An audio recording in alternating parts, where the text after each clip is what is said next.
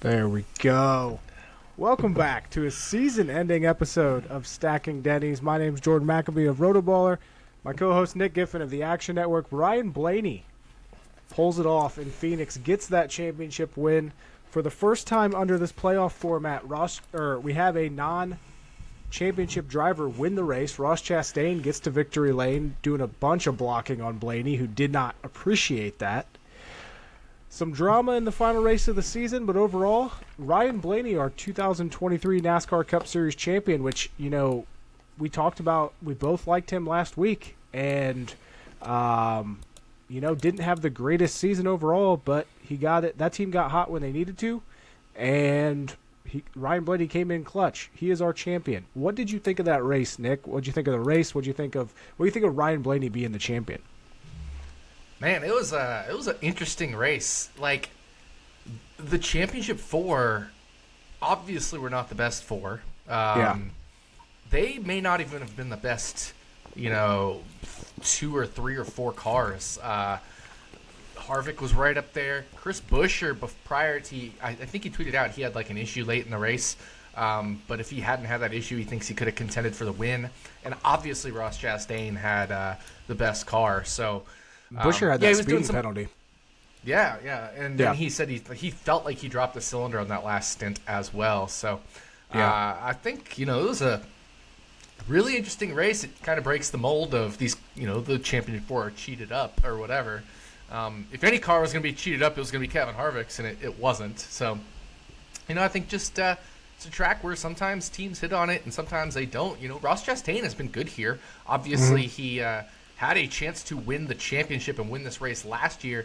Didn't get it done, but, it was one of those things where if Blaney last year had passed Logano, as he should have without team orders, Ross probably catches Logano and makes it a race for the championship. But thankfully he had, Blaney, for Joey, thankfully he had Blaney kind of playing wingman to kind of help pad that aero cushion there a little bit on Ross. But I don't know, the race was fine. You could pass for the lead. We saw plenty of passing for the lead. We saw a tire fall off at Phoenix, which I think was interesting. We haven't seen that a lot. So I think there's some positives in terms of the direction we're heading on these shorter, flat tracks. We saw the new tire from New Hampshire. This is the same one.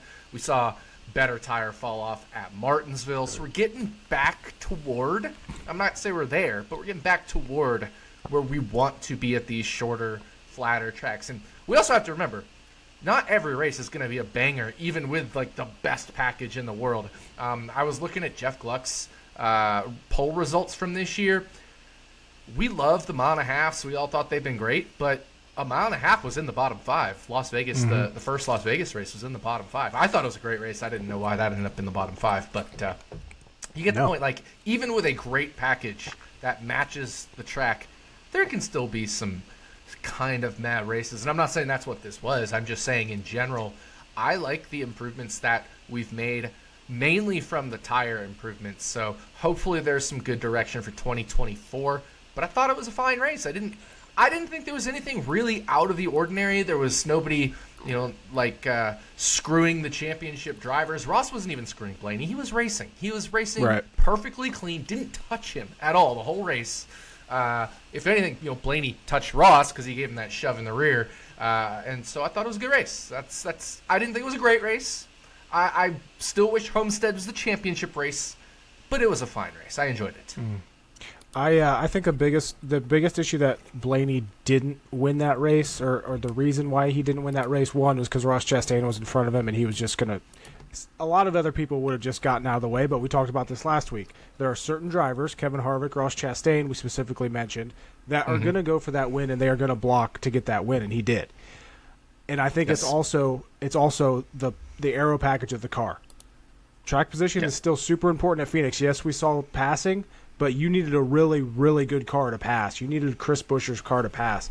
You needed Ross Chastain's car to pass, who looked amazing on the long runs in practice, and he was 2-1 for a top 10 entering that race. Mind you, he hasn't. I don't think he's finished outside the top 10 in the next gen car at Phoenix. And then he was 40-1 live during the end of that first stage.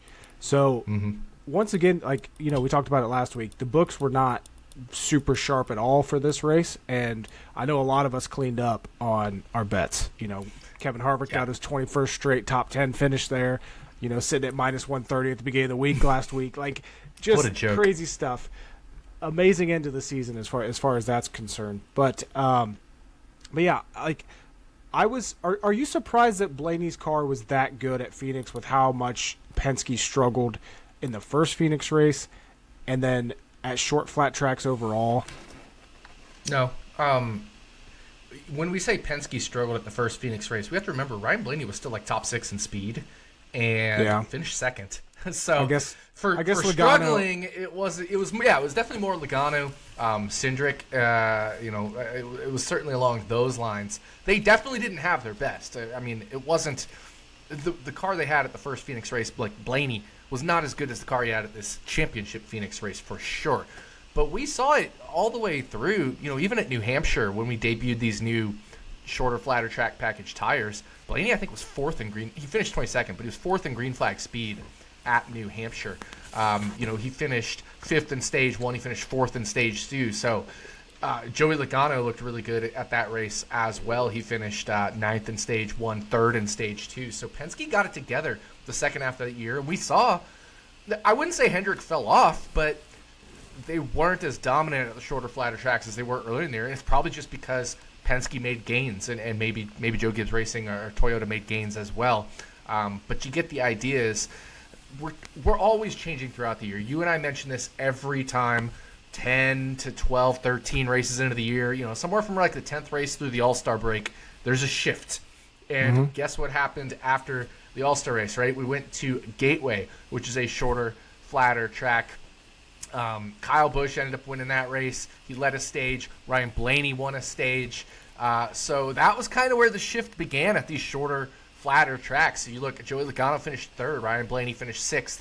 Martin Truex Jr. finished 5th. Denny Hamlin finished 2nd.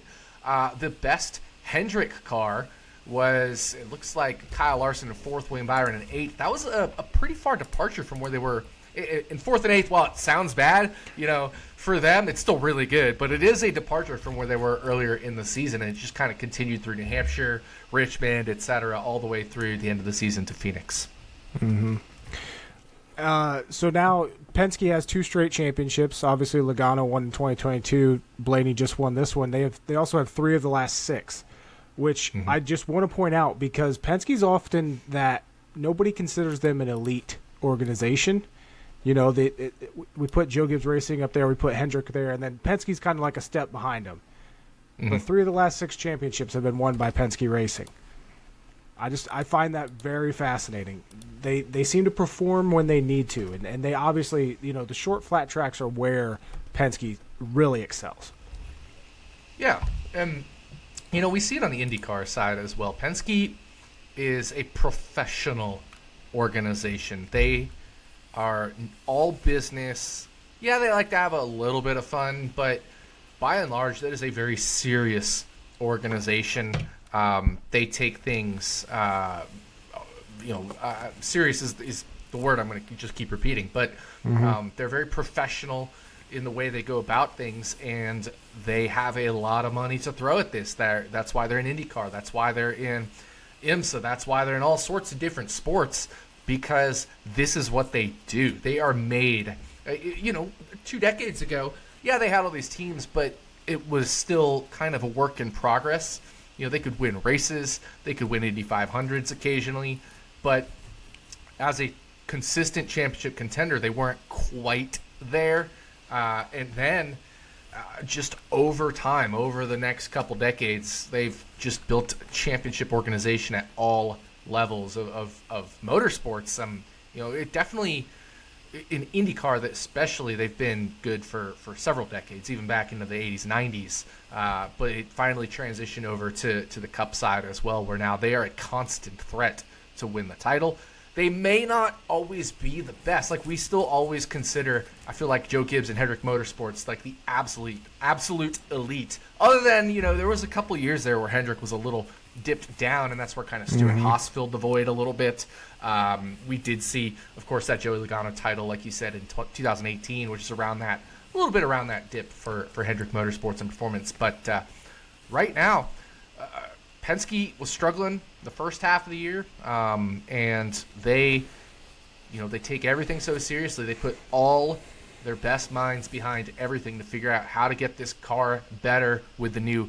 Remember, there were a lot of questions coming in for Ford, the new nose, all that kind of stuff. And when you have the amount of resources and the professionalism they put in, you can overcome the first half of the year stumbles, especially in a 36 race season like NASCAR. It might be a little bit harder in a 16 race IndyCar season or something like that, but in a 36 race Cup Series season, absolutely, it doesn't surprise me that Penske always shows up at the end of the season.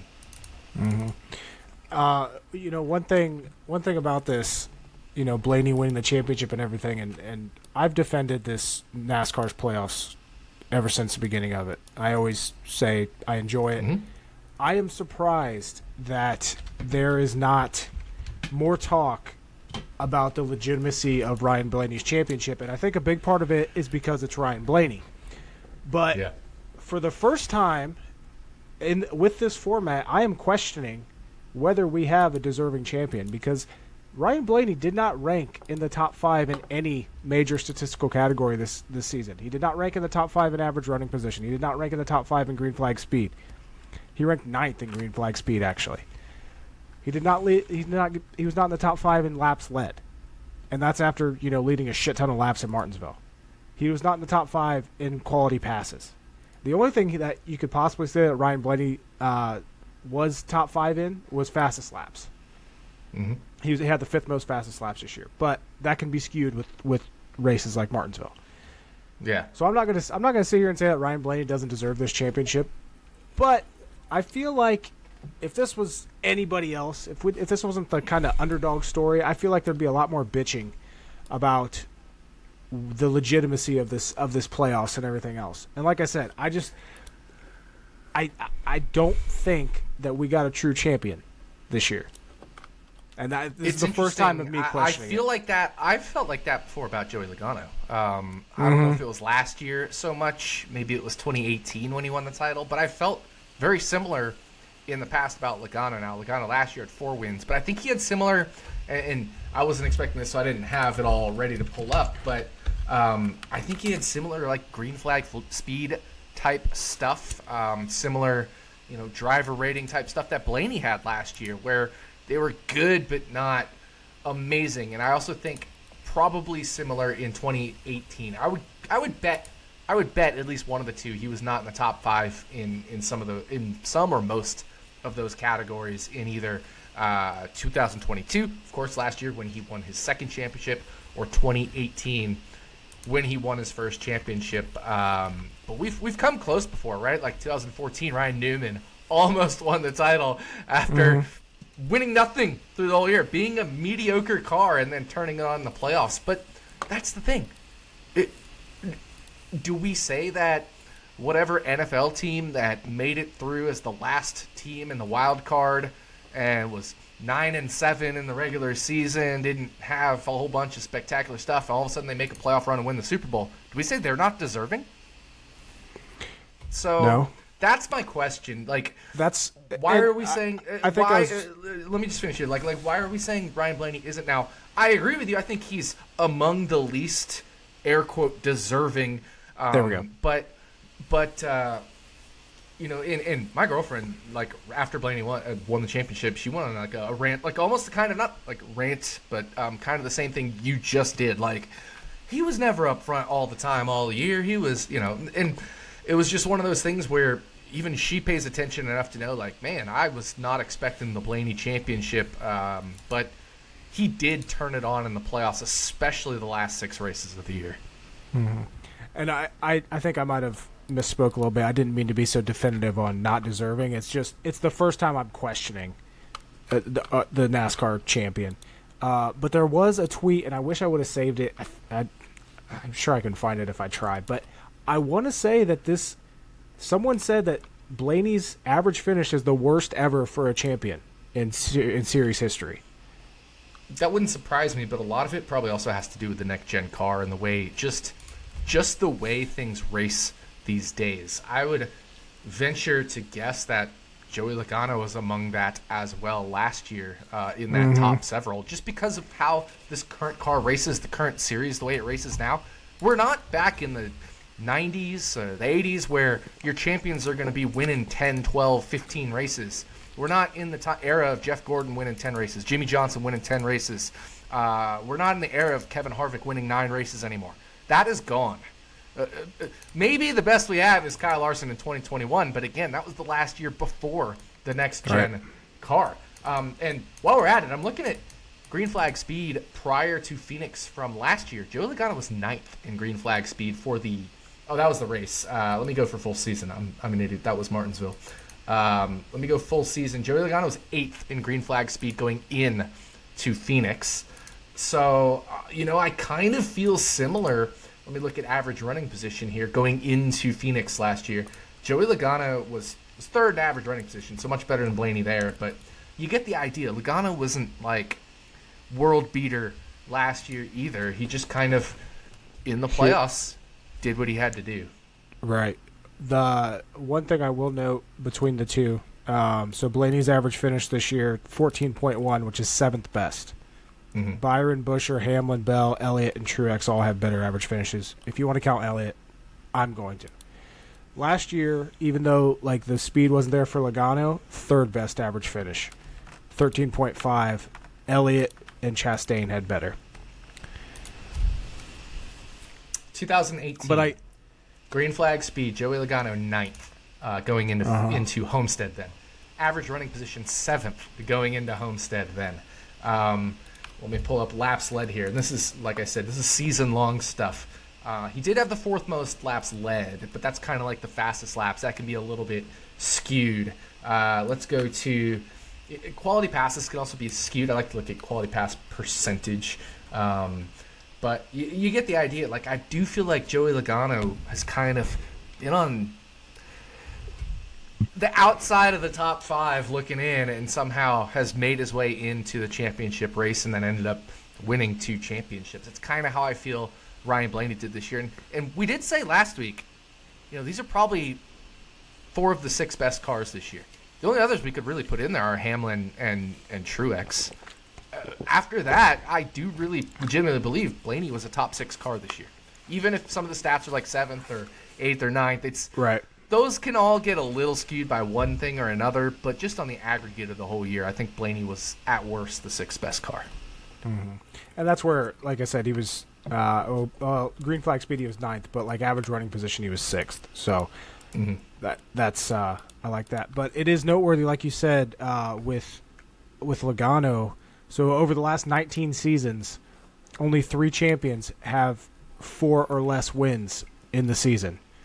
Ryan Blaney, Joey Logano, and Joey Logano. Wow. And before that, it was Kurt Busch with Roush. In 2004, he had 3 wins. And then Kenseth in 2003 with 1 win. Which, but that was prior changed. To any sort of playoff format, yeah. Yep. Yeah. So, we know your thoughts on how the playoffs should be tweaked, and I still think that's a good idea. Another idea that I saw today was Ryan Rance with iFantasy Race. He said instead of making wins like a guarantee, make them just worth 100 points. So there's still a possibility of, people screwing up, which I thought was interesting. Yeah, I don't know. I'll have to think on that one. I kind of like the win and you're in. I kind of like that just because if you're in the playoffs, it's the same thing with any other stick and ball sports. If you win, you go to the next round. Or if you win enough, at least in a best of whatever series, or in football, you just have to win 1. So I kind of like the win in advance, but I could see arguments for and against it. Mm-hmm.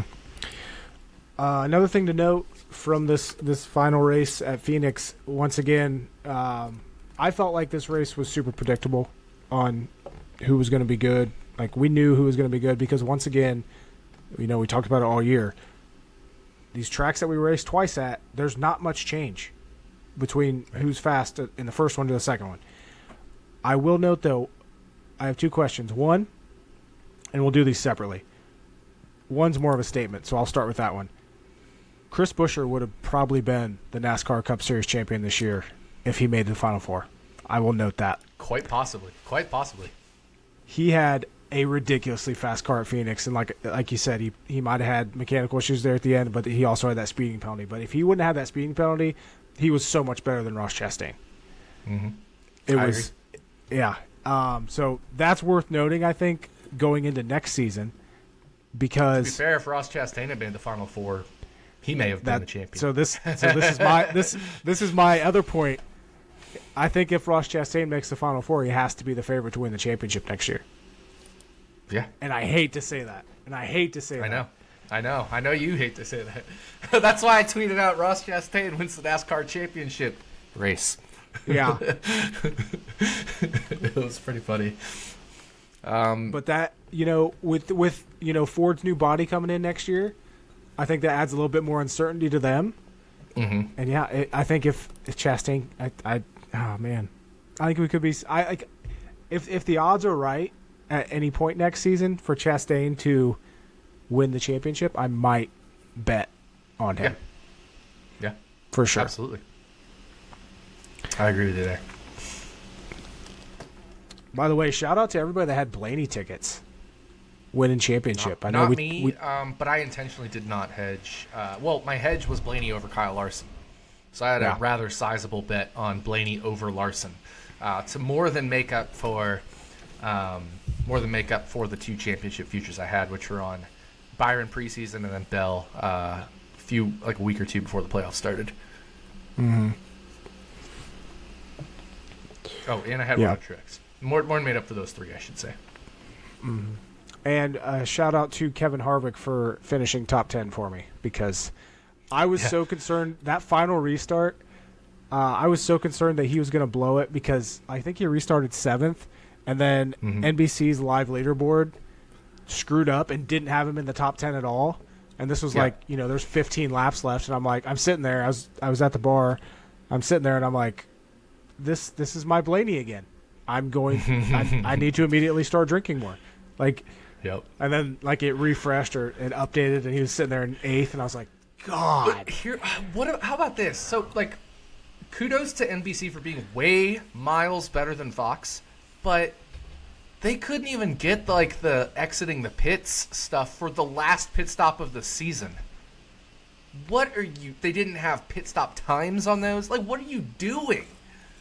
Unbelievably bad. They interviewed Ross Chastain for 30 seconds because I'm sure they weren't prepared for a different winner than the champion. No. And it took them forever to interview Harvick and all this. Yeah. And I know that's not your whine about it, but we could easily whine about that. Yeah. We easily could. Not NBC's best showing. To be fair, they've been, like I said, miles better than Fox all year. Even with Rick Allen, they've been miles better than Fox. Presentation, coverage, everything.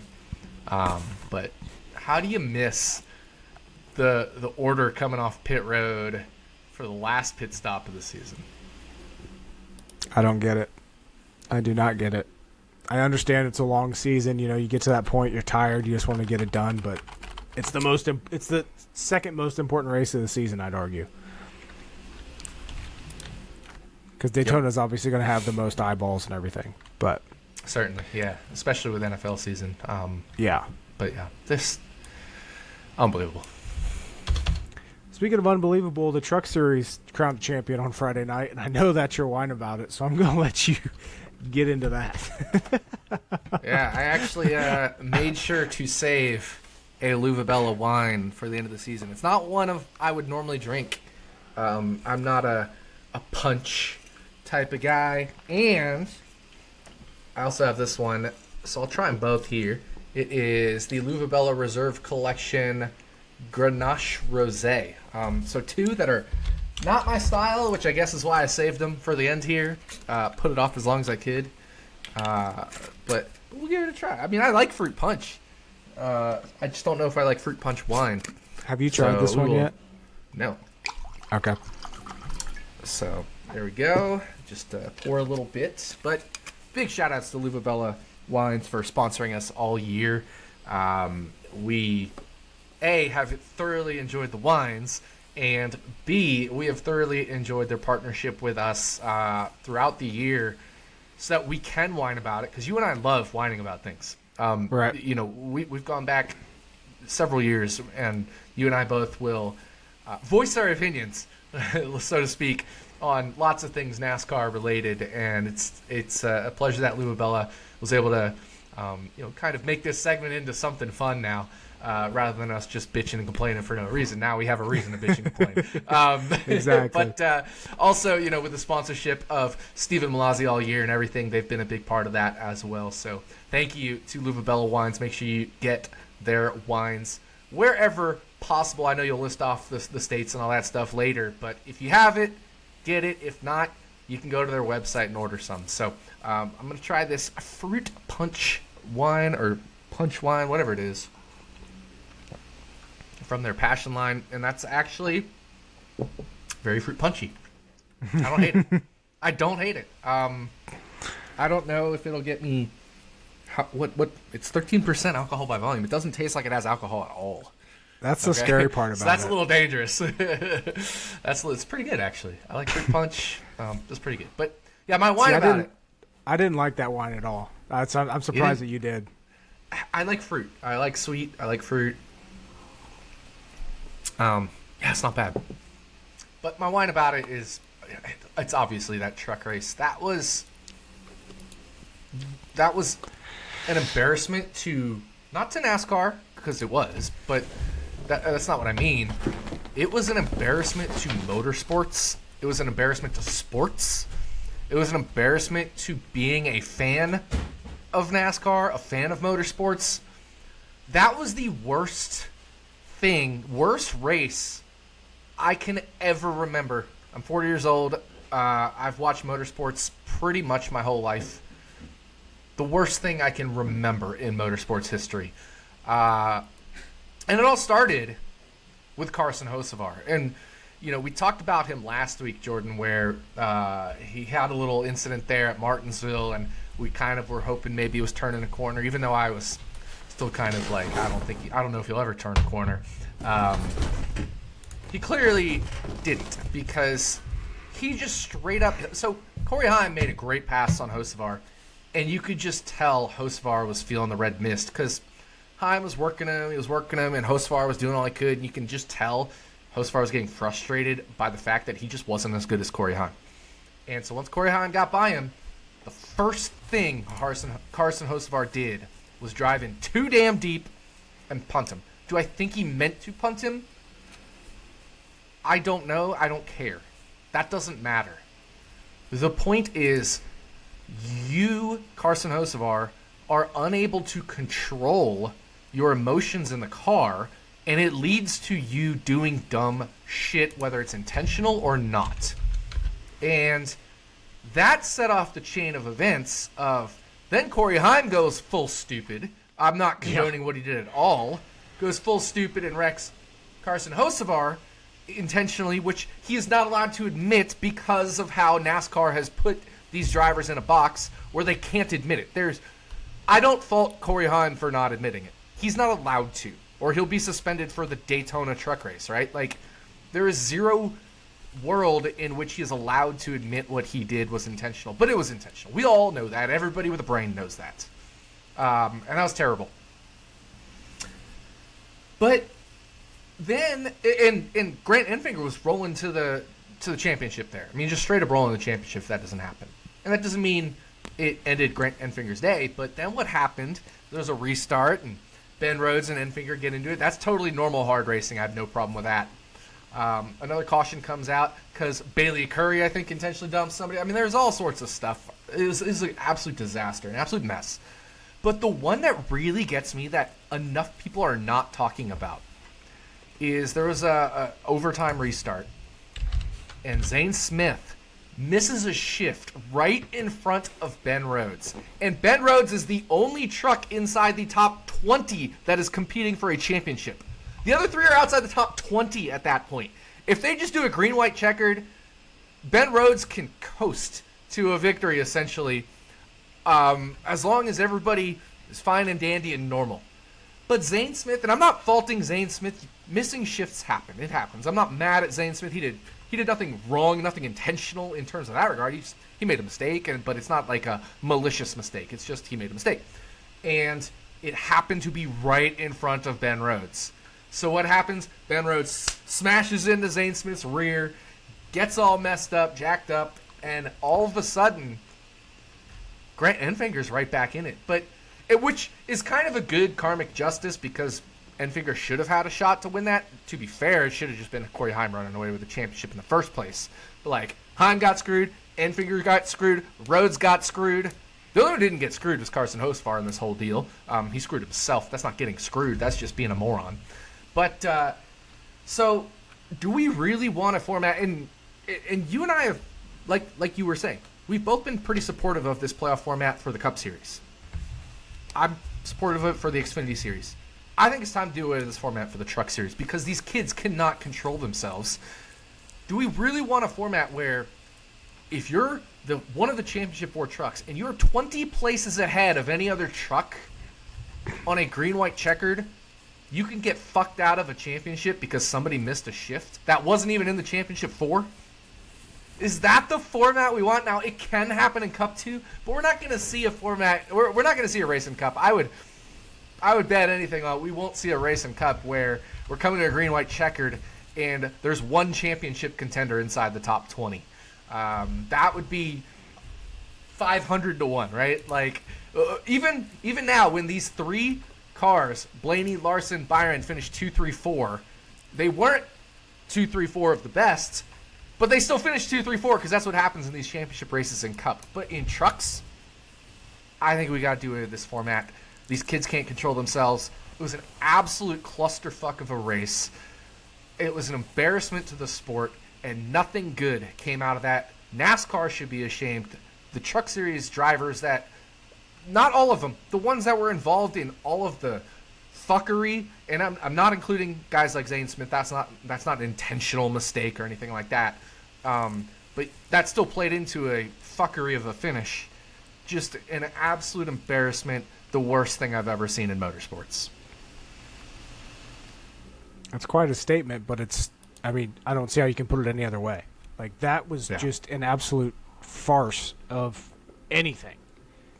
I couldn't, and again, like you said, it all stemmed from Hocevar not being able to fucking be an adult, which is, I think, the most frustrating thing because, Heim was interviewed after the race and, he of course he said he didn't intentionally do it, but we all knew he did. But then he's right. He's been doing this been racing them for 15 years, but he's been doing it the entire time. He's not going to change. I don't have to worry about it anymore because he's Carson going Hocevar is. Yeah. So yeah. I don't understand. I know there's a lot of people that are still defending him. I don't understand how anybody can still defend Hocevar because he's doing it almost on a weekly basis. Still, just because it's not fully under the microscope. Even if it was a mistake, I don't think it was intentional. I honestly don't. I think he meant to get in there and drive hard and race hard, but he sees the red mist because he's angry because he's not as good, and he just colossally fucks up at the worst moments, or he intentionally does stuff, and it's just not good. He needs to change, and people always say, "Oh, now he's changed. Well, now he's changed. Well, now he's changed." No, he still hasn't. So it's just it's embarrassing, and I genuinely believe he felt remorse for screwing the championship up, but I also don't believe that he just kind of feels like he messed up or whatever, total accident. He knows, in my opinion, he knows he was trying to just drive it in there because he was angry that he lost his spot to Heim, which was for the championship. And I think deep down he knows that. To me, Chastain and Hocevar are the same person. I do genuinely believe Chastain is getting better. I still think he is going to be aggressive as fuck, Chastain, But we saw it with Blaney. He raced him fair. Honestly, he raced him fair. I had no problem with how Ross raced Blaney there. But at the same time, you're right. A lot of other drivers would have maybe just let Blaney go. Right. So I don't think they're the same person. I think Hocevar is possibly a several, not years ago, but like a Ross type, but he just hasn't gotten to where Ross is in terms of maturity level. And Ross is never going to be the most mature person, but he's certainly learned a lot and experienced a lot to where I think he's making genuine improvements in what he's doing on the track. I honestly, I would not mind those two being on the same team, though. I think that'd be great entertainment for the sport. Well, they're on the same truck team half the time. Ross races for Nice Motorsports, and Hocevar has been. But yeah, I hear you. But you give Hocevar good as cars as Chastain gets, and you get both of them up there, with fast race cars and aggressive as hell. Like, that's going to be, honestly, it's what NASCAR needs. Like, I don't really like Hocevar's actions, especially when it's intentional, like we saw, at the first Martinsville truck race. But I truly believe that that's the type of shit that NASCAR needs, because if you look at, if you go through and watch all the highlights, all the recaps, everything from the truck race on YouTube, what is every single thumbnail picture? The fucking wrecks, the carnage. That's what. And here's the thing. So one final thing. I actually truly believe Carson Hocevar is a good kid. Like, I believe he genuinely is a nice person, happy-go-lucky attitude, fun. But he turns into an absolute monster on the track that is reckless, dangerous, unfair, and that needs to change. Yeah, especially, I mean, you don't want to bring up the possibility of people getting hurt, but the fact of the matter is, you do that shit at the wrong track or at the wrong point, and especially, they've mentioned these cup cars and how stiff they are. Like, people are going to get hurt. So, yeah. Will that shit last long, though, in the Cup Series, or is someone going to put him in his place pretty early? Yeah. You know what I mean? Yeah. And I don't want anybody to get hurt, but I hope if it continues in the Cup Series, he does get put in his place. Injury-free, but put in his place. But that said, my true whine about it is we got to change the format for trucks. That is not a way to crown a champion. Period. Mm-hmm. Do you think, would you have the same mindset if 1 year a Cup Series race turned into a wreck fest? I think it's a little different if it turns into a wreck fest versus the garbage we saw with the championship drivers. It's different if it's like a couple guys got into it and it's like a racing incident. It's when it's all that intentional bull crap, or the one driver's 20 places ahead of all the other championship drivers, and all of a sudden he potentially gets wrecked out to lose a runaway title. Like, that's the stuff that annoys me. That would be like if the Atlanta Falcons were up 28-3 on the Patriots and blew the Super Bowl, but not because they actually blew it, but because like all of the players suddenly got violently sick and they couldn't field a team for the rest of the game. Like, you know what I mean? Like, that would be like the equivalent of what happened in the Super Bowl to almost what happened to Ben Rhodes there. And to be fair, Ben Rhodes shouldn't have been in the championship position in the first place. He was probably the worst of the four trucks. So it's just, I don't know. Maybe there will be a cup race where that ends up happening. It's possible with the way things get more and more aggressive over the years and have been and more competitive. But I still feel like the Cup Series is at a level where these guys race professionally because they know a year later they're going to want, if they're in that position, the chance to compete instead of be dumped as well. Mm-hmm. Yeah. Yeah, it was just an unfortunate, end to, but almost like an expected end, to the Truck Series, because that series has just been And crazy. Yeah, that's the thing. The series is like that. But this was on another level. I watch the Truck Series plenty. I've seen the Truck Series Wreckfests. I've seen the absolute mayhem these cars, these trucks could put on these drivers. This was on a kind of another level, especially given the circumstances. So, anybody says this is your typical truck race, there's a lot of truck races that end on the green. There's a lot of truck races that, yes, there's a much higher propensity for this to happen in the Truck Series than other series, which is also why I think this format sucks for the Truck Series. And, it did take me one of these to just be finally convinced this is not the right format. But I truly believe it is not the right format for this series. Look at Xfinity. Have we ever been, with Xfinity, have we ever been like, God, these guys are just in over their heads? Not in terms of an individual race, but in the championship race. No. Right. That Xfinity race was great. Yeah, there was a wreck or two at the end, but that wasn't because of people being terrible, losing their minds, being whatever. It's just more like racing stuff. Same thing with the Cup Series. We've seen incidents at the end of a championship or two. Hell, we've seen the championship contenders get in incidents, but that was just from good, hard racing. But this Truck Series ending was an absolute farce and an embarrassment for NASCAR. Yeah. 100% agree. And do you feel like the maturity level in trucks is getting worse as the years go on? Yes, I do. We used to have guys like Jack Sprague, Ron Hornaday, Johnny Benson, all these guys, Skinner, running trucks, and while maybe they occasionally wrecked each other, it was never like the colossal immaturity. But now the Truck Series has evolved from, your Todd Bodines and all that stuff. It's evolved from like your veterans who have been in the sport forever, your Johnny Sauters, those kinds. Even Sauter's pretty aggressive though, but it was never like this. To a bunch of kids trying to make a name. A bunch of rich kids, mostly. Rich kids, not all. I can name one or two, Malasi, who are not that.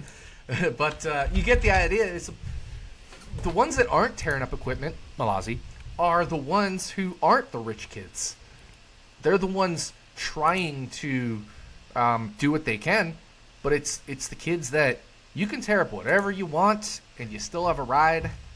Those are the ones doing it, and there's much fewer and farther between the old wily veterans. We've got, what veterans do we have now? Crafton, kind of DiBenedetto, but not really. Grant Anfinger for sure, and he raced awesome. Raced professionally, as did Ben Rhodes. Rhodes and Enfinger both raced professionally. Still don't think Rhodes was a deserving champion, if you will, but we don't have a ton of like super veterans in the Truck Series anymore. So absolutely, it has changed. And I think another aspect of that is the limiting of the Cup Series as well. The Cup Series drivers. Yep. Yeah. I was just gonna say that. Yeah. So I don't know and then at the same time, like, I like the personalities. Like, I just don't like when it turns into shit on the racetrack. So that's going to get right into my wine about it, actually. It's a great segue. I don't even know what it is. Great segue. So my wine is Old Faithful here, Reds blend. Yes. This is what first got me liking, this was like my first wine drink from this company. And my new favorite is Mimosa, but I will always enjoy the Reds blend. It's one of my favorites. I've always enjoyed the Purple Rain, the Reds blends, but that Mimosa's good, dude. Oh yeah. Oh, the Mimosa is amazing. I need to get an entire case of that. I agree. So after winning the Truck Series championship, Ben Rhodes was pretty lively during his media session. Showed his personality a lot, and of course, plenty of people didn't like it. Main person was Pete Pistone. I know he's on. I think he does a lot of radio. Yeah, I did the radio stint with him before the Cup Series championship finale. I went on there and talked bets with Mr. Pistone. Yeah, so I'm trying to find the exact tweet here. because I know what tweet you're referring to. I saw it. Yeah, it was basically like show your personality, but don't show that personality. Like, yeah, and even our boy Moody commented on it and said we like the personalities, but not like, or we request the personalities, but then we don't like it when they show them. And I don't understand what these guys want, and I don't think they understand it either. Especially these guys that have been in the sport and covering the sport for so many years, they're never going to accept anybody with a personality. They want the Chase Elliott's of the world. They want these guys that are literally just cardboard cutouts. Like, that's what they're used to. So when we have something new, that's when we get comments like this. And they'll sit there until they're blue in the face and say, "Oh, this is what NASCAR needs. This is what NASCAR needs." But they don't want that. Like, there's a complete difference between understanding what NASCAR may need and actually wanting it, and it's very clear that these guys don't. But I just don't understand what the hell they want, and whether they want the actual sport to grow, or if they've just gotten so in their ways of trying to come up with talking points that they have to do stupid ass takes like this. But to get all up in arms about Ben Rhodes and his post race interview after just winning a championship, like, the guy's just having fun. Like, holy shit. Remember when Brad Keselowski won the championship? He had the biggest fucking Miller Lite glass you've ever seen in history. Nobody was upset about that. Yeah. It was... I don't know. I don't get it. I was fine with it. I mean, it's certainly... it's certainly... And I think part of it is Ben Rhodes did this before, the last championship he won 2 years ago. He had that similar ridiculously drunken interview. And I think part of it was, if he won the championship again, he knew he kind of had to, like, live up to that, top it. So part of it is that. It's like, well, why do you have to do that? So I understand that part of it. But at the same time, you don't win many championships in your life. Like, it could be his last one. Just let the kid have fun. Who cares? Like, who cares? Yeah. If that upsets you, then just ignore it. Just ignore it. And I like Pete Stoney. He's a good guy. He really is. But he said it's just one of those things where, I have to tweet up. It's obnoxious and cringeworthy, in my opinion, because he was burping into a mic and yelling "dinosaurs don't exist." Which, is it cringeworthy? It might be, but at the same time, it doesn't really bother me. He also replied to someone and said, "Obnoxious and embarrassing doesn't equal personality. Why play to the lowest common denominator?" Yeah, I saw that. I just... And you mentioned Moody. Moody said something like, let me grab it here. It was... I don't know why I can't find the original tweet. Thanks, Elmo. Yeah, we continue to insist that we want our drivers to show their personalities. So, yeah. Agreeing with Moody there. Like, if we want our drivers to show personalities, then they show it, and then you bash them for showing the personality. It's a little counterproductive. I understand Stoney's point, but I'm not on the same page as that. And I think I think it was Garage Guy Chase kind of said the same thing. He was like, love you, Pete, or whatever, but got to go the opposite way here. He's just having fun, or whatever it is. I don't have the exact wording. Yeah. If you know Ben, you know he's a wild man. It's what makes Ben Ben. Love you, Pete, but gotta disagree here.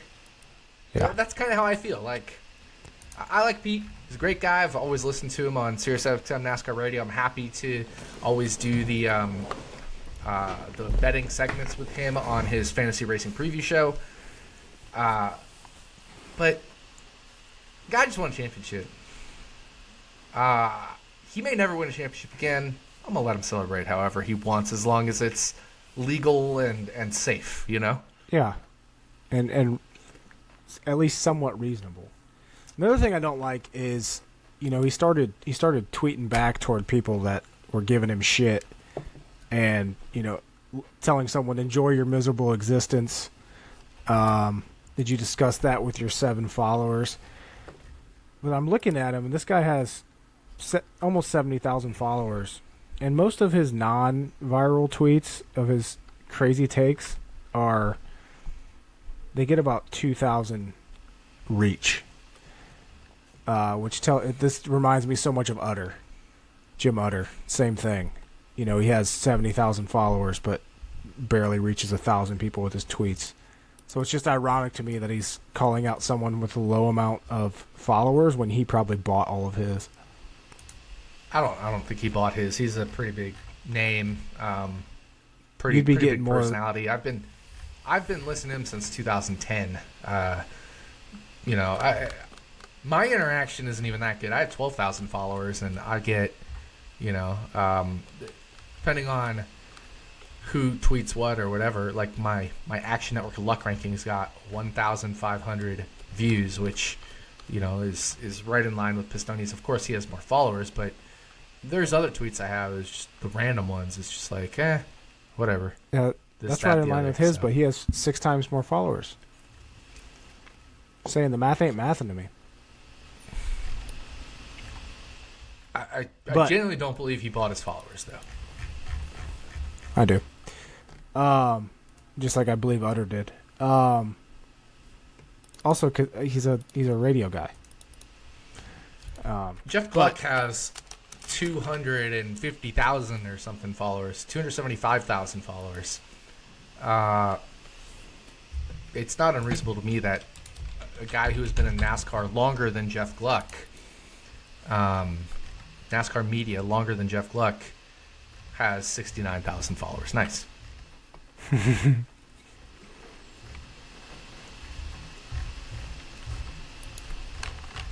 How many does Moody have? Moody has 150,000. Do I think it's unreasonable that 2 guys on the same company, Sirius XM NASCAR Radio, do I think it's unreasonable that Pistoni has 70,000 when Moody has 150,000? No, I don't think that's unreasonable at all. I think Moody bought his too. Do you think Bagley bought his?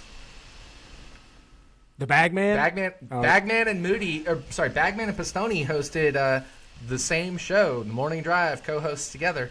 They have almost identical numbers of followers, so you'd have to think Bagman bought his too. I'm just saying, look at Gluck's engagement rate, and look at these other guys' engagement rate, and you can tell. But they're different. They use social media differently. They use Twitter differently. Gluck is about specifically informing his Twitter audience of certain things. This is funny. I can't see Bagman's tweets because I'm blocked. You're blocked from Bagman? No. No way. I don't even know what I did. Liked him. I think I do like him. I think the only time I've tweeted about him though is just because the number of times Rick Allen says Bagman.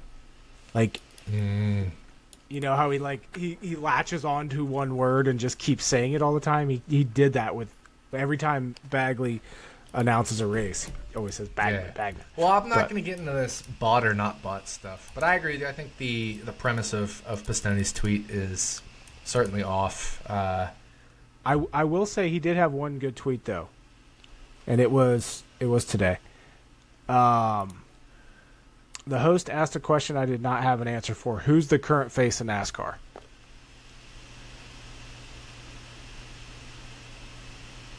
I don't know. I have no idea. It was, maybe-ish Harvick. Certainly before that was Jimmy. Certainly before that it was Tony and Jeff. Junior. I guess maybe Tony and Jeff. Well, Junior in there. But all these guys kind of overlapped as well, so maybe there were 2 faces of NASCAR. But you could at least name who the 2 or 3 faces of NASCAR were. Right. Like Kenseth has always been Kenseth, but he was never the face of NASCAR. No. Similar goes for several of these drivers. Like Denny Hamlin, right? Like he's Denny Hamlin, but he's never been the face of NASCAR. He never will be. I think he's trying to. You could name... I agree. I think he's trying to be, and I commend him for that.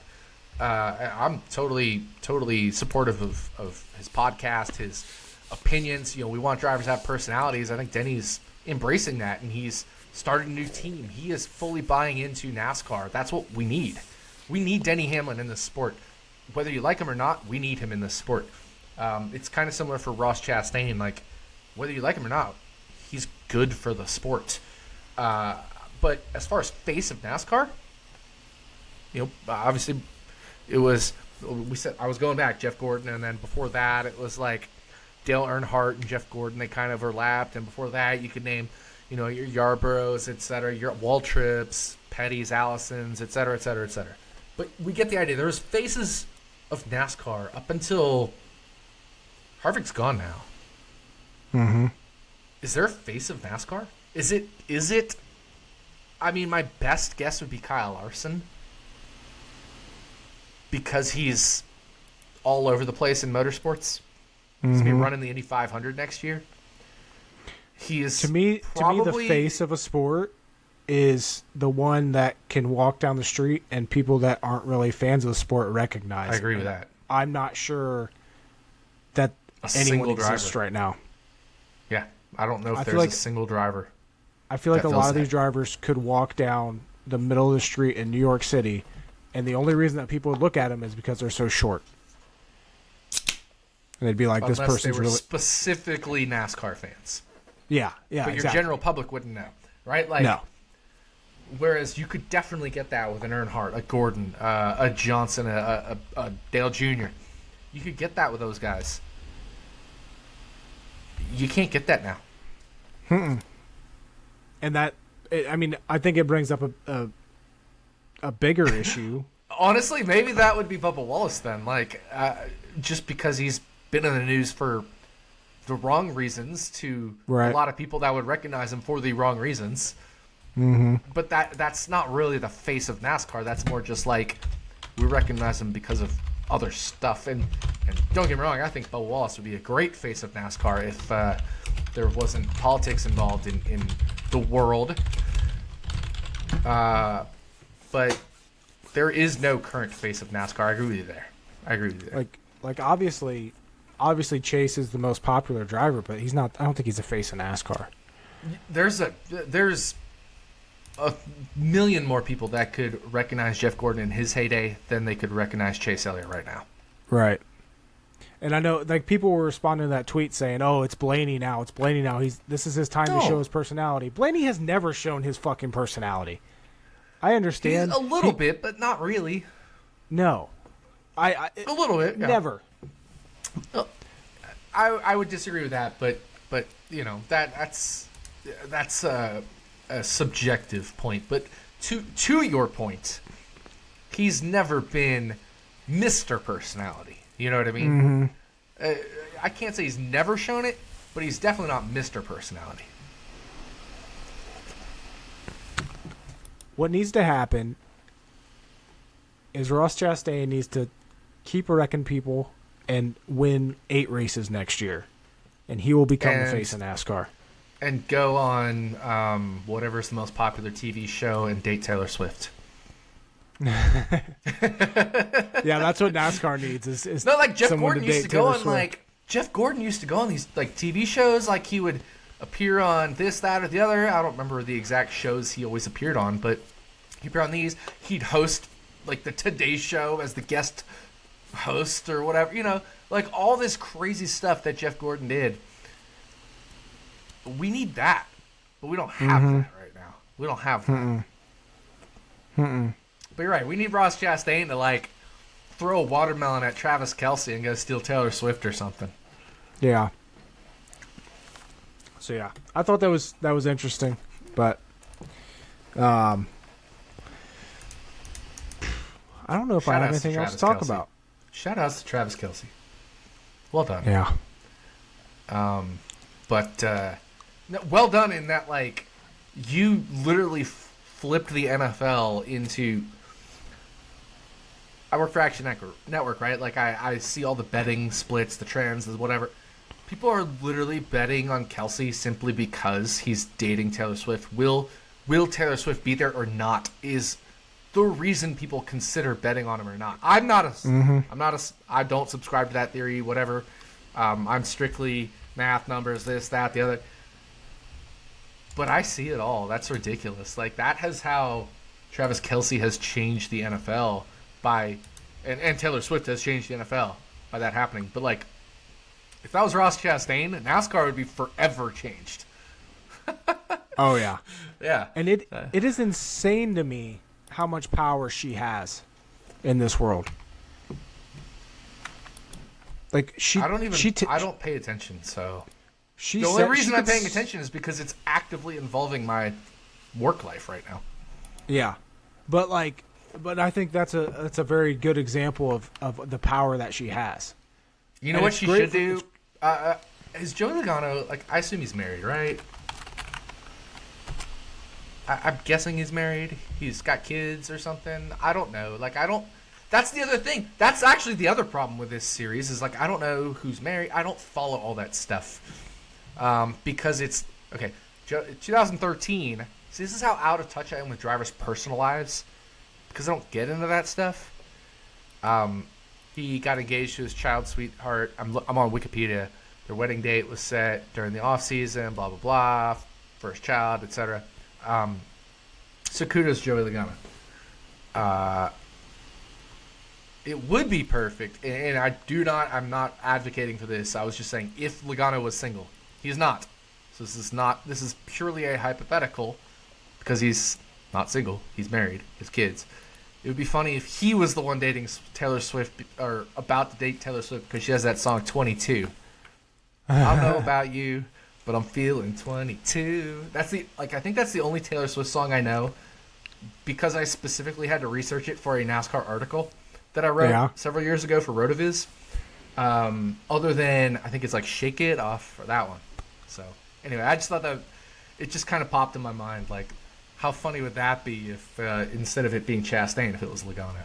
But yeah, that is another thing. The point is where there's no face of NASCAR. No. I'd love to hear people's comments on that, though, on who they think the face of NASCAR is, if there is one. It could be somebody, or your comic could be nobody. Whatever you got, let us know. And I think that's also I think that's also another negative of this car, make it evening the playing field so much because you don't have the dominant people.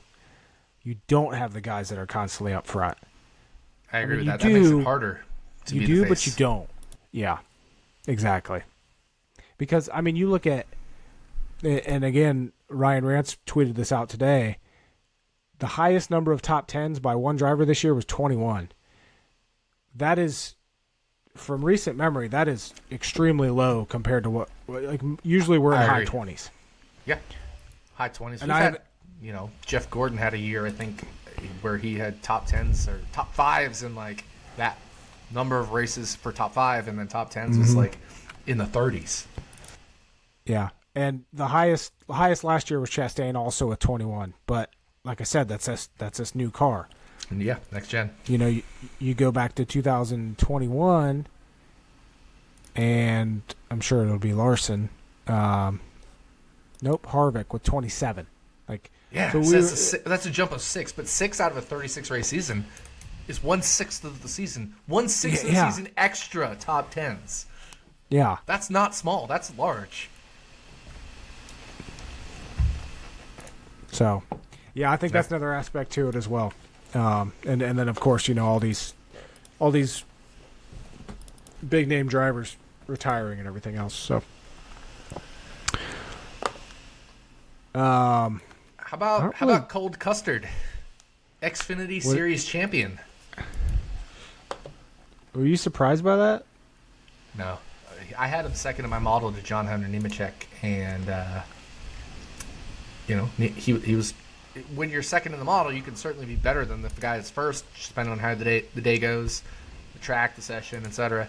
Your algorithm has kicked ass this year. My model's kicked ass this year, but as much as it's kicked ass, sometimes the second place driver in the algorithm wins, or the model wins, right? Like, that's how it goes. So, and not just wins, but is the best car. And I truly think Cole Custer was the best. Deserving winner. Does he get back to Cup eventually? Tony Stewart has turned into I love Cole Custer from a year or two ago when they were debating Custer or Preece to being the one that wanted Preece in the car. So I'm very curious about that. I think if he makes it back to Cup, it'll be because there's nobody else. Like Ford's camp is so shitty right now that guys like Cole Custer can make it into Cup. It is pretty shitty. Like, I agree. They have nobody. I mean, I saw a picture on Twitter. It was like, this team is all retired, and it was Stewart-Haas Racing. It was Harvick, Almirola, Kurt Busch, and Clint Bowyer. They're all retired, and that was 4 years ago. That whole team retires now, and now it's Josh Berry, Ryan Preece, Chase Briscoe, who's garbage. Probably Noah Gragson. Like, what the hell team is this? Yeah. Oh my God, that is. You go from four. You go from four, and I'm not gonna say they're all four NASCAR legends, but you go from four pretty solid to good names in NASCAR to wow, one win. Chase Briscoe have one career win. Phoenix, and I feel like he has two. Does he? I feel like it's just one, but I could be wrong. Didn't he win Bristol Dirt? Just Phoenix. No, he didn't. He wrecked Tyler Reddick that one time. Yeah, he was dive bombing Reddick, and earlier this year, Bristol Dirt, he finished 5th. So, yeah, just one career win on that whole team, assuming Noah Gregson's going to be the guy there in the Cup Series. Now, to be fair, some of them are young, but Briscoe and Preece are not exactly newbies to the Cup Series. They've each run at least 3 years in Briscoe's case, and in Preece's case, I think it's been like 5 years as a full-time driver. Now, he hasn't run for the best equipment, but Stewart-Haas Racing used to be the best among the best equipment. They've won titles before. So, pretty bleak for Stewart-Haas when we're considering that Cole Custer may actually be, once again, the best driver in the Cup Series for Stewart-Haas if he were to be the driver next year instead of Gragson. Yeah. There's a legitimate argument that he could be the best driver on Stewart-Haas Racing next year if he were to go to Cup for Stewart-Haas. He's not. He's staying in the Xfinity Series. But I'm saying if that were to hypothetically happen in place of Gragson.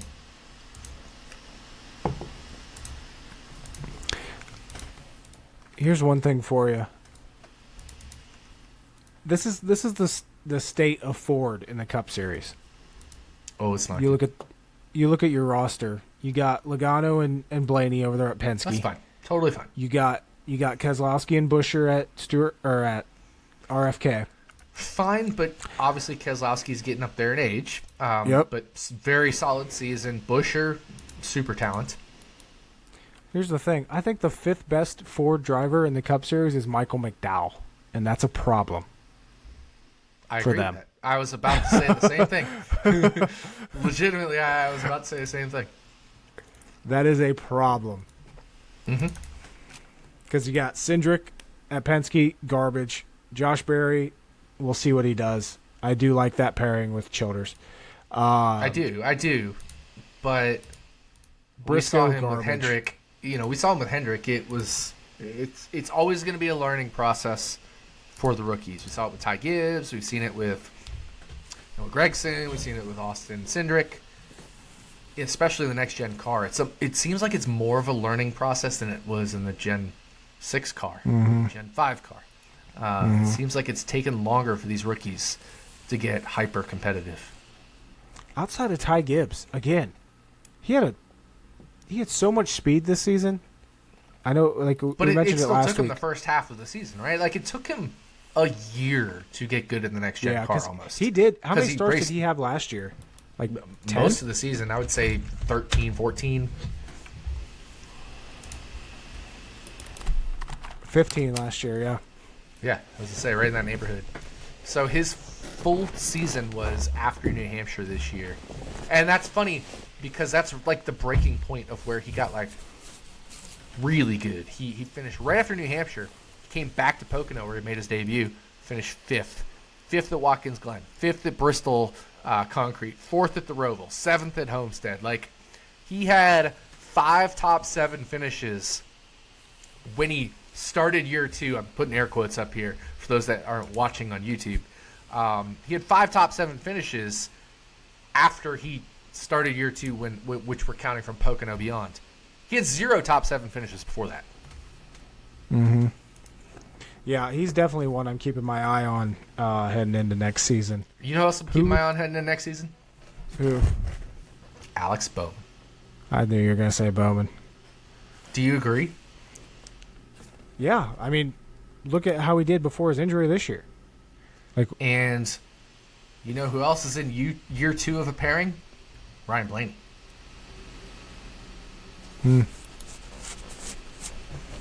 Just throwing it out there. Year 2.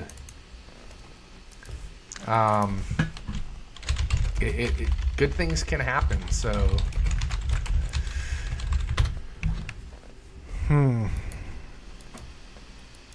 Yeah, just one of those things that they have another year of chemistry. Bowman will be further removed from his injury.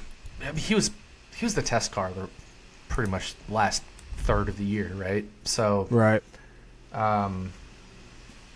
Don't get me wrong. When he came back from his injury, he wasn't the test car, and they were still trying to make the playoffs, and he wasn't good. But I think a lot of that has to do with a back injury and being out of the car for that long. We saw the same thing. Saw a similar thing with Chase Elliott. Mm-hmm. And Chase Elliott did get better throughout the rest of the year. The reason Bowman didn't get as better as Elliott is because I truly believe Bowman was the test car, whereas Elliott at least was still in the Owners' Championship, which pays the bills as well. So I think that was a reason for the discrepancy in performance between the two, or at least the improvement between the two. I'm not saying Alex Bowman's going to be a championship contender, but I'm saying look out for this kid next year. Look out for Ty Gibbs next year. There's some names to watch next year. Everybody knows Chris Buescher is on watch. I think there's going to be a lot of people picking Chris Buescher for the championship next year when they, not championship, but the Final Four, when they make their Final Four predictions for next year. So that's a good segue into my next question, and that's, obviously we have these guys that we want to keep an eye on who we think could break out next season with good runs. But for that to happen, other people have to drop. Mm-hmm. Who do you think is most likely to drop from excuse me, from their current level? And I think while I do think a lot of people are going to like Buescher, I think the obvious choice there is Buescher. I agree with that. Just that's why I'm saying a lot of people are going to pick him, but I think he's good. I think he'll contend for wins, but he's going to drop from his level. It would be my best guess. I agree with you there. The other obvious one is Kevin Harvick. Oh, come on. I had to. Come on. I don't know. I think Larson, AJ Allmendinger, if he gets more consistent, is going to get a little bit better. Yeah, I agree. Byron maybe, but again, I could go Byron gets better. 6 wins and the best average finish in the series, and I still think he could get better. I agree. Maybe Christopher Bell. I think the thing about Bell, Hamlin's getting to that age, isn't he? Where Keselowski's drop getting off. to that age. Like legitimately, Keselowski could be the one that drops off as well. Brad Keselowski's 39, Hamlin's 42, so certainly Hamlin has the potential to. Truex, we saw him drop. Truex is kind of like Harvick. Remember the year Harvick won 9 races and then did jackass shit in the playoffs? Mm-hmm. Are we seeing that from Truex? Where he hit the age. The 43. The time. He's 43. He's going to be 44 in the summer next season. Did Truex hit that Harvick cliff? Because Harvick was never the same. Once Harvick hit that cliff, part of it was Stewart Haas, I understand. Right? So 2020, Harvick wins 9 races. But he didn't even make the championship 4 that year. And then in 2021, he wins 0. 2022, he wins those back-to-back races at Michigan and Richmond. But outside of that, finishes 15th in points. And this year finishes 13th in points. No wins in the past 2 years. Did Truex just Harvick?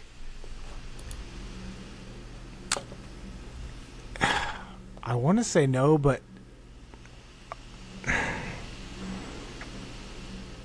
I don't know. They were so bad in the play. Finish wise, they were bad. But the only thing that I'm with keep you. me Whereas from I want to say no. I want to say no. Like I want to say no because the bigger body of evidence is they were really good this year. Say their 2 of their 3 wins were just absolute dominating performances. Loudon and Sonoma. But Harvick had 9 wins, and a lot of them were absolutely dominating. And then I know he and Stewart Haas fell off a cliff. And I'm not saying JGR is going to fall off a cliff, but Harvick was never the same after that. Did Truex just Harvick? And I don't think we can rule that out. Certainly we can never rule that out, but I actually think there's a little more evidence that possibly he could. Mm-hmm. And it's not the first time we've seen this either. We've seen other drivers struggle in the playoffs and then never be the same again. What about Kyle Busch? He's getting up there in age. He is. 3 wins this year. Sold and his obviously, team. you know, there's questionable. Sold his track team. RCR is always questionable. Mm-hmm.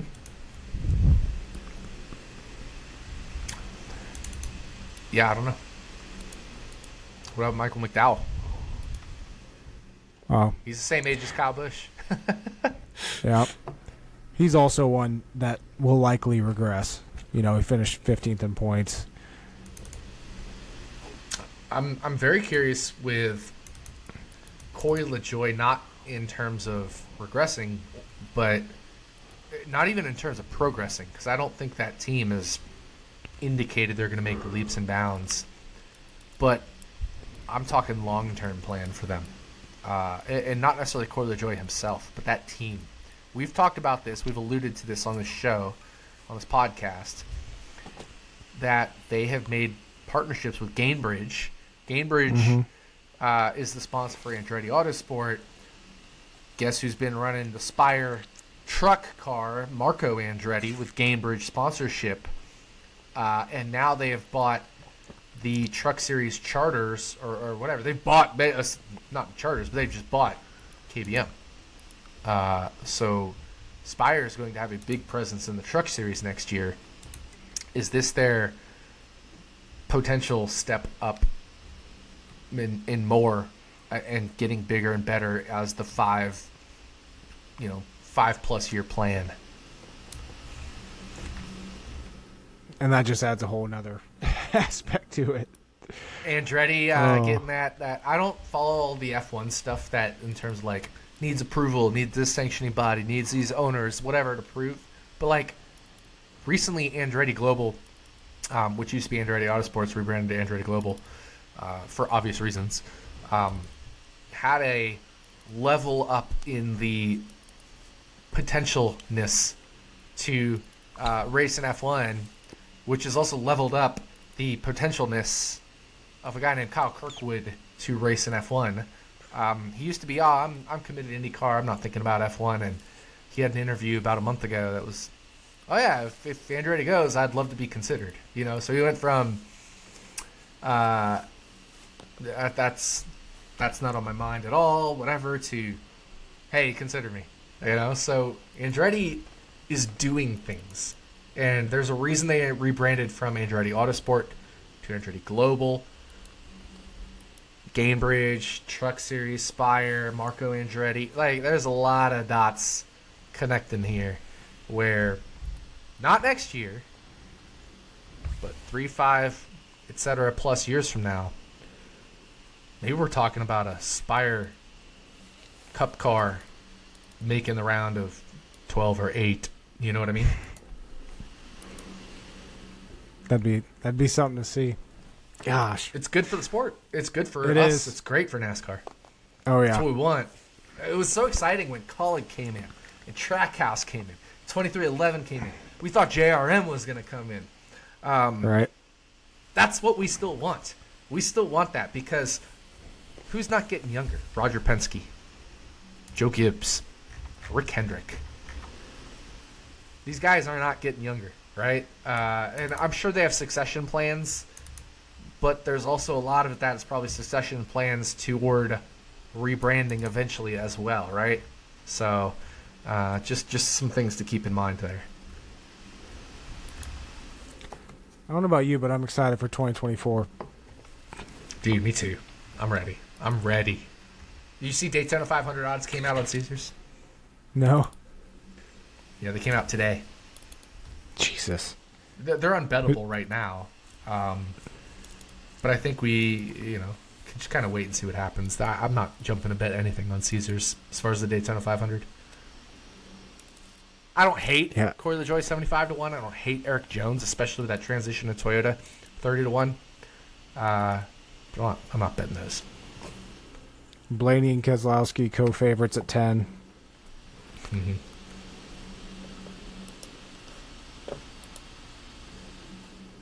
Yeah, I think I've just I don't really like betting winners. I think my bread and butter is top 10s now, and that's just what I'm always going to bet. Head-to-heads, top 10s, I love those. It depends. Depends on the year, depends on the slate, depends on the track, et cetera, on what I bet. I'm always just looking for the best value. But we need to. Do we have our picks from last week? The race winner, championship order, we made those. Yeah, let me pull it up real quick. My computer's being dumb right now. I think I picked Harvick to win, if I remember. But I think I picked the championship 4 order correctly. You picked the championship 4 order correctly. Yes, you did. Blaney, Larson, dude, Byron, I've been Val. on target in the playoffs. That is awesome. I wish there would have been betting odds for that. I wish so too. Yeah, I'm pretty sure I picked the order. That's why I was like, I know I have something I wanted to remember, and I couldn't remember what it was, but I remembered. Yeah, so you had Harvick, I had Larson. So on the season, you were insanely right on pretty much every playoff prediction we had, while I was not. On the season, you had 4 winners. I had 1, 2, 3, 4, 5, 6. So between us two, 10 winners out of 36. That's not bad. Well, less than 36 because we skipped a couple races. Yeah, we did. You had more bad luck than I with your winner picks because your average finish was 12.94. Mine was 10.06.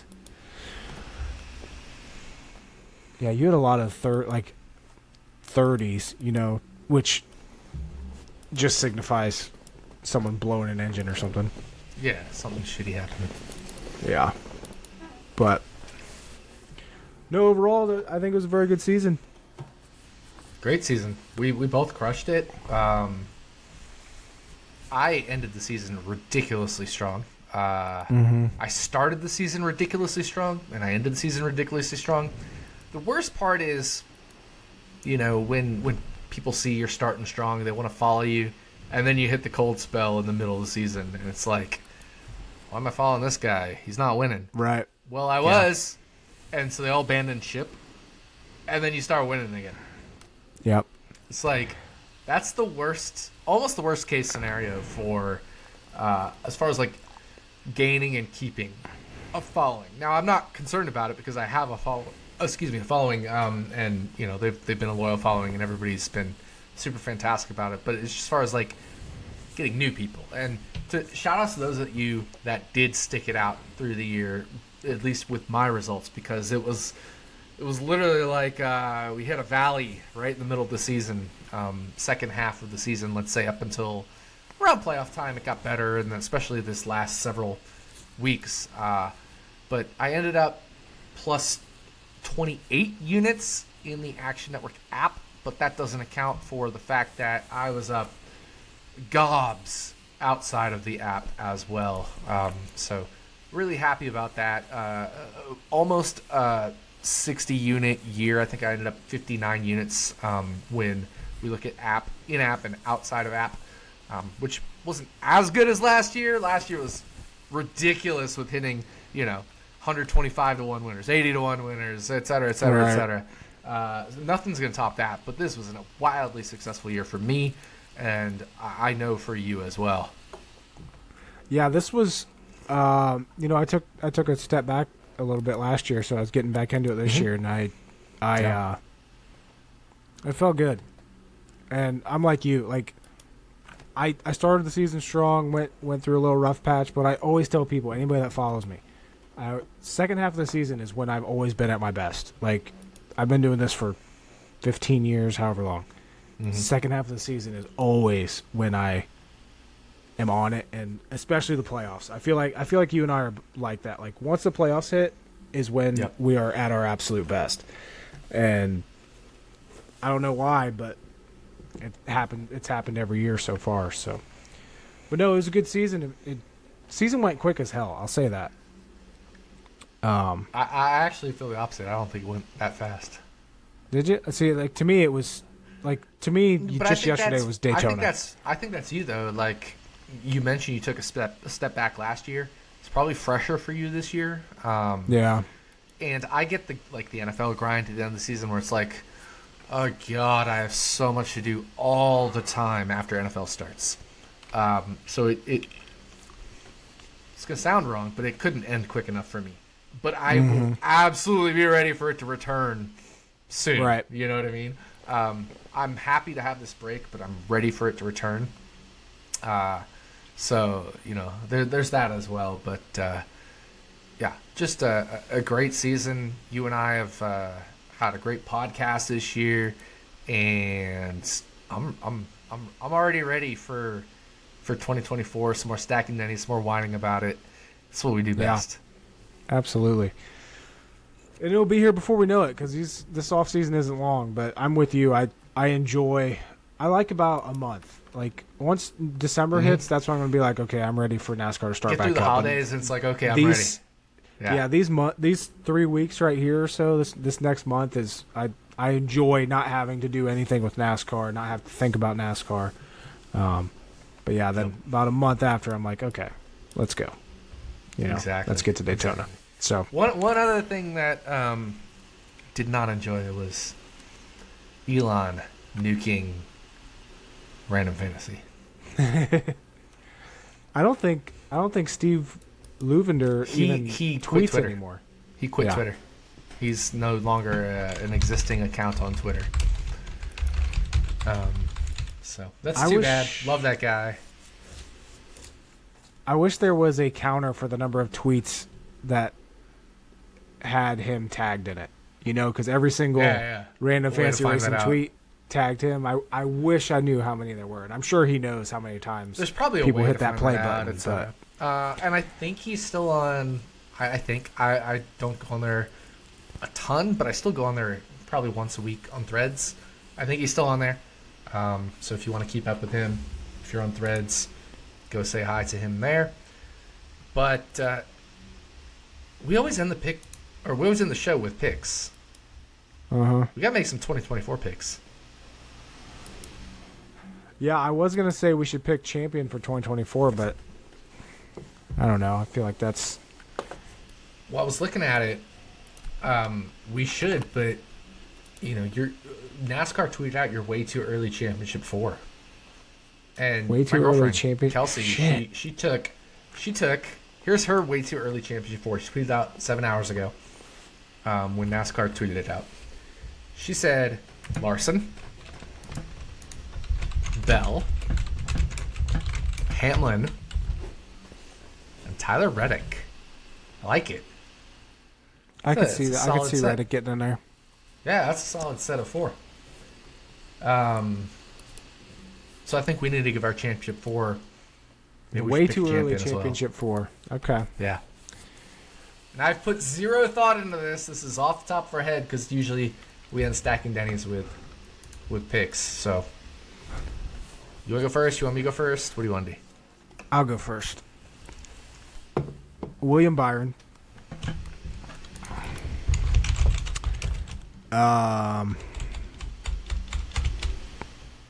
Tyler Reddick. I'm going to go Reddick.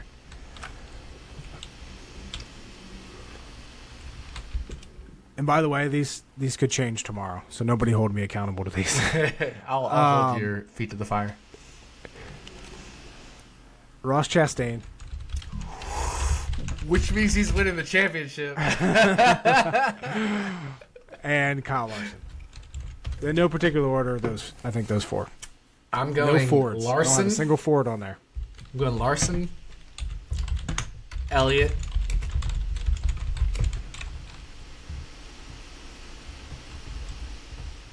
Reddick,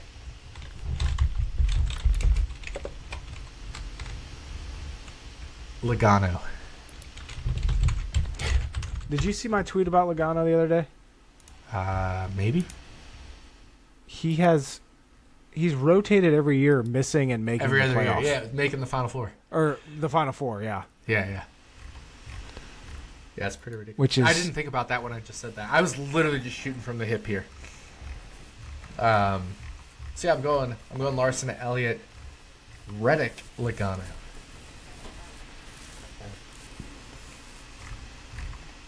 Gotta think Elliott. He has to bounce back, right? You'd think. I like how neither of us are on the defending champion or Christopher Bell, who has made the Final Four the last 2 years. Elliott's made the Final Four, other than this year, each of the previous 3 years. And he nearly damn made it for the Owners' Championship this year, despite all that went on, right? They made the round of 8. Had he somehow won Vegas, Homestead, or Martinsville, which he was terrible at all of them, would have made the Final Four for the Owners' Championship. So I think there's signs of life in that number 9 team, especially once he's, like Alex Bowman, recovered a lot further from his injury. Yeah. That's our way too early championship four. Out of those, you have to pick a winner now. Oh, yeah, shit. You have to pick Chastain, right? Chastain. Yeah. God, I hate everything. I love it. I'm going to take Larson next year. I like that. I don't think you can go wrong with that. Yeah. Larson could be the Indy 500 champion and the NASCAR Cup Series champion. How insane would that be? In the same year, I mean. That would be, I think that'd be good for making him the face of the sport. It would be. That would make you the face of motorsport. Because, like his wife always shotguns a beer in Victory Lane every time he wins. Imagine her doing that in the Indy 500. when milk is the drink of choice. Yeah. Right. Yeah. What milk do you want? Busch Light? Kyle 1-2 in the Indy 500. I don't care what order. Actually, I do care what order. I want Kyle Kirkwood finishing one. But if you're on Caesars and it's Indy 500 time, they got all their bets up, and you got the Quinellas or whatever, take Kyle 1-2. Larson and Kirkwood. Oh, yeah. Hell yeah. Well, on that note, we're done with another... We are done with another season. Shout out to Luva Bella Winery again for being a wonderful sponsor. Thank you to everybody that listens this year.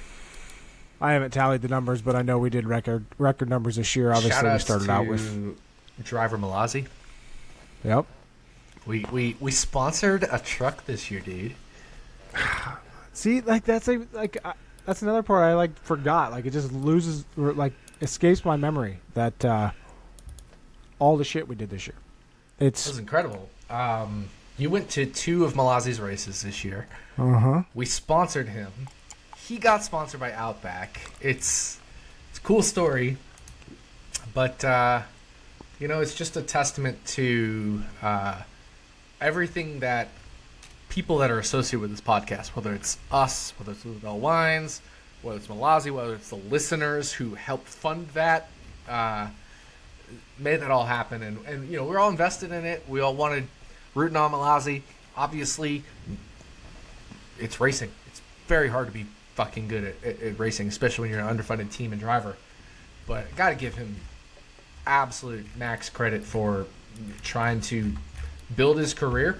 There will always be haters, but you always got to do you, and you always got to try to do the best you can. And I will definitely support him any chance I get. So that was a cool highlight of the year for me. Mm-hmm. Yeah. Gosh. It's been a hell of a year, man. Yes, sir. Definitely thanks to everyone that listened this year, everybody that continues to support us, follows us, gives us shit. Yeah. We like that too. Yeah. I like being called out on my shit too. But, absolutely. Yeah. Yeah, thank you all for listening, and we'll be back a couple months talking about Clash, talking about Daytona, and getting ready for another hell of a year. One other shout out, you were tweeting about it, but shout outs Ryan, iFantasy Race, he's the man. If you're not following, what are you doing?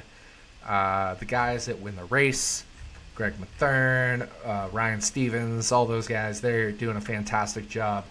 Jim Sonis, I'm going to miss plenty of people, but those are a lot of the people we recommend following. So obviously, I can't forget Stevie Young, my co-host of Running Hot at the Action Network. He absolutely slayed it this year, just like you and I did. So just an incredible year. Very thankful for everybody we're able to partner with, follow, talk about. I can't forget Chris Pinnell. He does an amazing job. Just make sure you pay your taxes, that kind of stuff. Our little joke there. But also to everybody that listens, everybody that's followed both of us for years and years and years. We've both been doing this for a decade plus. And, any new listeners, anybody in the Action Network Discord, anybody following you on RotoBaller, all of that stuff, we just appreciate it so much. We do this because we enjoy it, but we also do it because we like helping y'all and interacting with y'all if you're a NASCAR content creator.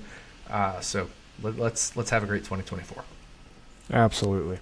And yeah, stuff like that and everybody involved just makes this enjoyable to do, and that's the biggest aspect of it. Like, obviously it's fun making money every year, but it's also just fun to do this show, to create the content, everything else. So to be absolutely ridiculous and alternate beers while we drink, but that's kind of the Stacking Dennys, lore legend. But appreciate you as well, Jordan. Yep. This is to you. This is what I look forward to every Tuesday for 9.5 months of the year. Mm-hmm. I think it says a lot that we can talk and meet on a pretty routine basis and not get sick of each other. Give each other shit half the time, I can't say that about many people. So no, I definitely cannot. Definitely cannot.